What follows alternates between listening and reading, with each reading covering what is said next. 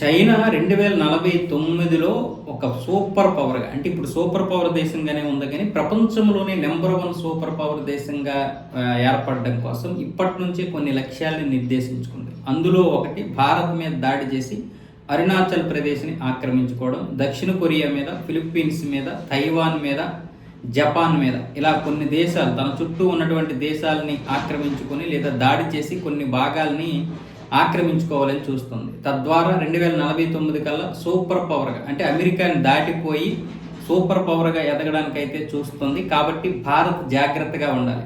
ఈ అన్ని దేశాల్లో కంటే మొట్టమొదటిగా భారత్ మీదే దాడి చేసి అరుణాచల్ ప్రదేశ్ని ఆక్రమించుకునే అవకాశాలు ఉన్నాయి. అలాగే గల్వాన్ లోయ దీనికే ప్రధానమైనటువంటి ఒక సూచిక, ఒక ముందస్తు జాగ్రత్త. గల్వాన్ లోయలో జరగడానికి ప్రధాన కారణం ఏంటంటే ఆ గలాట జరగడానికి, దీనికే అరుణాచల్ ప్రదేశ్ని ఆక్రమించుకోవడానికే అసలు భారతదేశం యొక్క ఉద్దేశం ఏంటి, ఏ విధంగా ఎదుర్కోగలదు అన్న విధంగా అది ఒక చెక్ చేసింది. ఆ చెక్ చేసుకోవడంలో భాగంగానే గల్వాన్ లోయ జరిగిందన్న విధంగా ఇప్పుడు ఎవరు చెప్పారు? అమెరికా మాజీ మెరైన్ ఇంటెలిజెన్స్ అధికారి అయినటువంటి గ్రాంట్ న్యూషామ్ అయితే భారత్ని హెచ్చరించడం జరిగింది. అలాగే అమెరికా రాయబారిగా భారత్లో ఉన్నటువంటి సెర్గియో గోర్ ఆధ్వర్యంలో కూడా భారత్ అమెరికా మధ్య అనేక ఒప్పందాలు జరిగే అవకాశాలు కూడా ఉన్నాయని చెప్పాడు.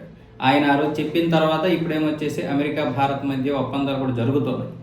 సో ఇలాంటి పరిస్థితుల్లో ఎప్పుడు కూడా భారత్ అప్రమత్తంగా ఉండాలి, చైనాతో చాలా జాగ్రత్తగా ఉండాలి. డీల్ ఏదైతే ఉందో అవి చేసుకోండి డీల్, కాకపోతే జాగ్రత్తగా ఉండాలన్న విధంగా హెచ్చరిస్తున్నాడు ఆయన.